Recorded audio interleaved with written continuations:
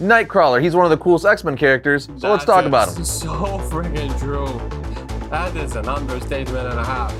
He's my brother's favorite. What's up, my comic comrades? With Marvel's Fall of X story in full swing, we've got X-Men on the brain, and one of our favorites is Nightcrawler. In fact, Nightcrawler is a fan favorite in general, which is why he's been portrayed in multiple animated series and twice in live action. So we're going to break down the character's comic book history to explore where he came from, what his major story arcs have been, what his power set is, and leave you guys with some essential reading recommendations to top it all off. So let's get into it.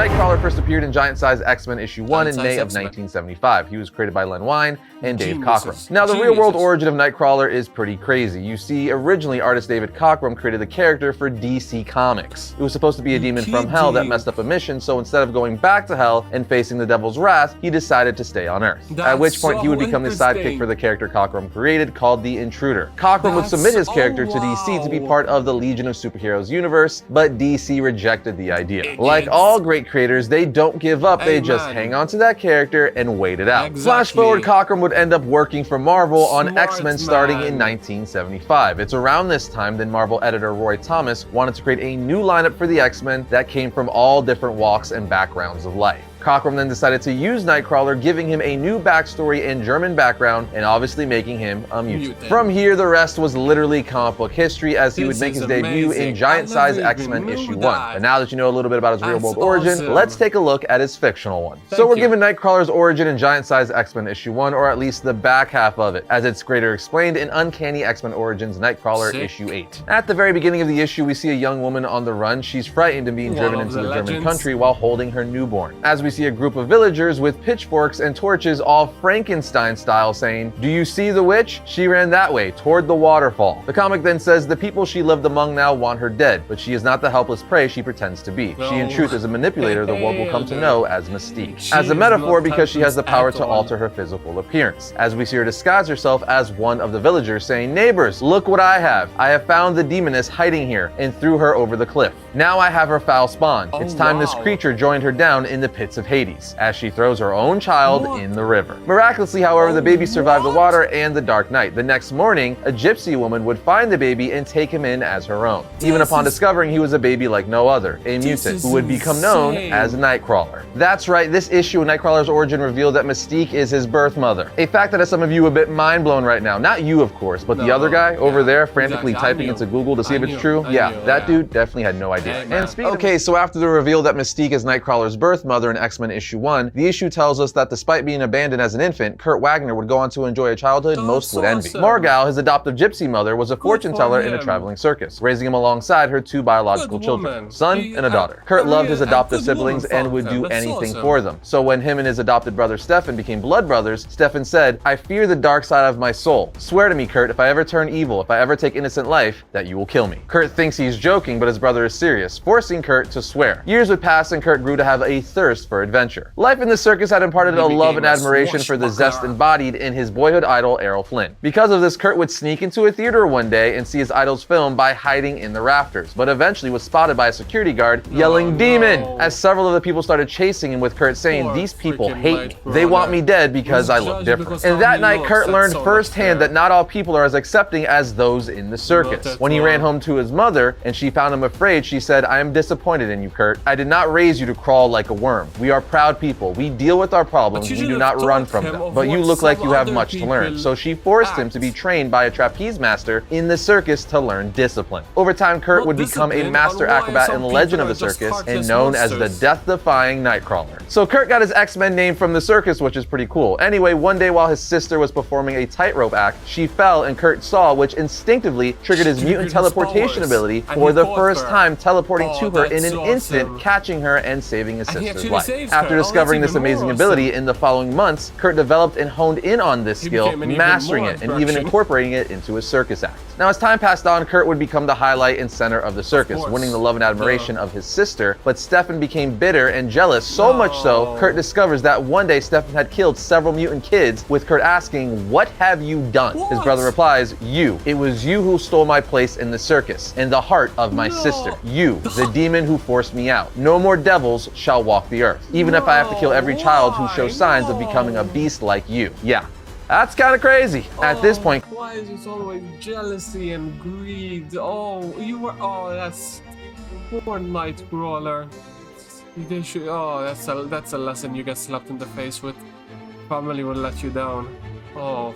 Kurt lunges towards his brother, remembering the oath he swore in blood to his brother all those years ago. An oath that had to be honored. Though it tore apart Kurt's soul, he knew that his brother had to be stopped. So as he promised all those years ago, he stopped his brother, but when he kicked him, he fell back and hit his head on a rock, killing him. This tore Kurt up as he started crying over his brother, saying, "Please wake up." At this point, a hunter shows up saying, "Hey, what's going on here? Those bodies, you beast, you slaughtered them." But as we know, it was not Kurt at all. In fact, it was his human brother. This forces Kurt to go on the run in Germany, which leads us directly to Giant-Size X-Men issue 1. In the issue, Nightcrawler's on the run in Germany, being chased with pitchforks and torches by the Germans, and now we know why. Only for Charles Xavier to show up saying, "Stop," turning off everyone's mind around him except for Kurt's. Kurt asks, "You did this to them? But how? Why?" Charles replies, "I heard you say you came here to learn, my friend. I am a teacher. I run a school for gifted youngsters, such as yourself." "A school for mutants." Kurt says, "Mutant? Yes, I've heard the word." Charles then says, "You and I are mutants. I can help you find your true potential." Kurt asks, "Charles, can you help me be normal?" Charles replies, "After tonight's misfortune, Kurt, would you truly want to be normal?" With Kurt saying, "Perhaps not. I only want to be the whole Kurt Wagner." Then they shake hands with Kurt saying, "If you can make me that teacher, I will go with you." And the rest is history, as Kurt Wagner obviously goes to the States with Charles and trains under him, becoming one of the most legendary X-Men of all time. So of course, Nightcrawler, being one of the most loved X-Men, has had some great storylines over the years, so we're going to go over a few of the best. First and foremost, we have Giant-Size X-Men issue 1. As I mentioned earlier, this is his origin issue, although his origin would be flushed out in great detail later on in Uncanny Origins Nightcrawler issue 8, as we just went over. Besides Marvel giving us a detailed origin of Nightcrawler's youth, they would even give us the origin of his conception, telling us how Mystique became pregnant with him and reveal who his father is. This all went down in Uncanny X-Men issue 428. In the issue, we see around 20 years in the past in Germany, we learn that Raven, aka Mystique, was married to Baron Christian Wagner. He was a good husband to her, but was unable to give Raven a child. Because of his infertility, this caused problems between him and her. It also led to her having affairs with other men. Along the way, she would end up sleeping with fellow mutant Azazel, who essentially seduced her in a church. This led to her becoming pregnant with Azazel's child. She ends up telling Azazel, and he tells her, "How wonderful for you, my dear. What does the Baron think of all this?" She responds, "It doesn't matter. I don't want the Baron. I never loved him. But you, Azazel, I love you." He just looks at her saying, "Fascinating.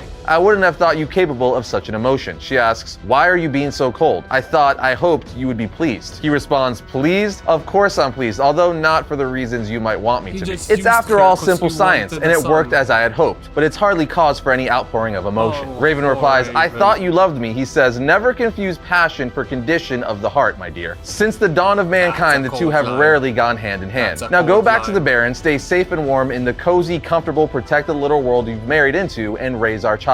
My child." At this point, she goes back to her husband, and when he gets suspicious with her being pregnant, knowing he can't impregnate her, she kills him. From here, she would give birth to Kurt alone, and we all know where it goes from there. Anyway, this is a really good story that gives us even more insight to Nightcrawler's origin, revealing to us who his father is and how he was conceived. And if you aren't familiar with Azazel in the comics, you might remember him from X-Men First Class. I also want to briefly mention the X-Men Origins Nightcrawler one-shot. This is a retelling of Nightcrawler's origin with minor changes and updates. One of the biggest being adding the religion aspect to Nightcrawler's backstory, but we're not going to go into detail about this as we've gone over his origin plenty already. Anyway, next up we have the Nightcrawler 4-issue miniseries from 1985, written and drawn by his creator, Dave Cockrum. This is an all-time classic and staple story for Nightcrawler, as it was his first solo series, and it was completely done by Nightcrawler's creator. In the first issue of the series, we see Nightcrawler training in the Danger Room with the help of Kitty Pryde. After the training session, Kurt starts chatting with Kitty and Rasputin, telling them a story about the X-Men villain Vanish, and a strange dimensional wormhole known as the Well at the center of time. At which point, Kitty decides to try to recreate said well inside the Danger Room. But things go wrong, and instead of recreating a simulation of the well, she actually opens up the portal to the well itself. At this point, Lockheed, Kitty's little purple dragon, gets sucked in and teleported to an alien dimension full of swashbuckling pirates and magic. Of course, Nightcrawler jumps in to save Lockheed and encounters alien pirates, giving him the adventure he's always wanted, as he grew up idolizing Errol Flynn, who played a pirate. inspiring. Good for This series is him. That's just pure awesome. classic That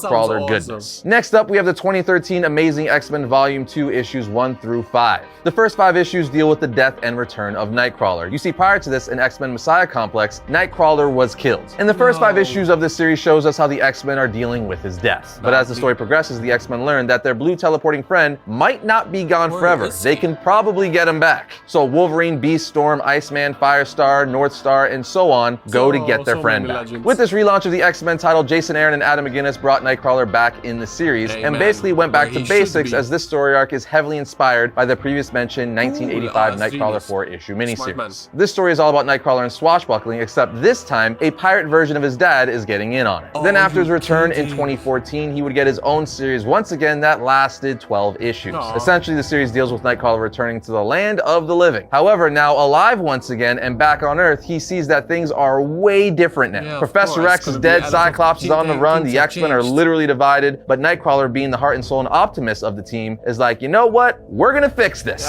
So as not to squander his second chance on life, he teams up with Wolverine to try to safeguard the future from mutant kind who wish to do harm. Which of course means more swashbuckling. Let's face it, Nightcrawler's love for pirates and swashbuckling is one of the coolest, unique aspects of the character. Then more recently in 2019, we have Age of X-Men: The Amazing Nightcrawler, which is a 5-issue series. It deals with Nightcrawler being a member of the X-Men and one of the biggest celebrities in Hollywood, starring in several blockbuster films. It's definitely a fun read, and Nightcrawler has way more awesome story arcs, but now it's time for some powers and abilities. Nightcrawler's main ability is teleportation. When teleporting, Kurt leaves behind a puff of blue, black, and purple smoke. Kurt has mastered this skill and is able to bring other people with him when teleporting. However, his teleporting range does have its limitations. First and foremost, he must be able to visualize or have visited the place he's going. If he can't visualize where he's teleporting, he risks teleporting himself into a solid object, which could kill him. While his teleporting range is limited, in times of great stress, he can teleport great distances, like the time he teleported Hope Summers from Las Vegas to San Francisco. But if he teleports in quick bursts, he can cover great distances in a short amount of time. Because of Kurt's mastery of teleportation, he's almost impossible to catch, which makes him extremely deadly. Although you don't have to really worry about that too much, as Kurt has a high regard for human life. With that said, if he wanted to, he's mastered his teleporting to the point where he could theoretically grab a hold of someone's limbs or head and with concentration, just teleport that specific part away, and we all know where that would go. Nightcrawler is also a fantastic acrobat, being trained in the circus growing up, mixed with his teleporting skills. But on top of being a master acrobat, he's a very skilled swordsman, loving swashbuckling.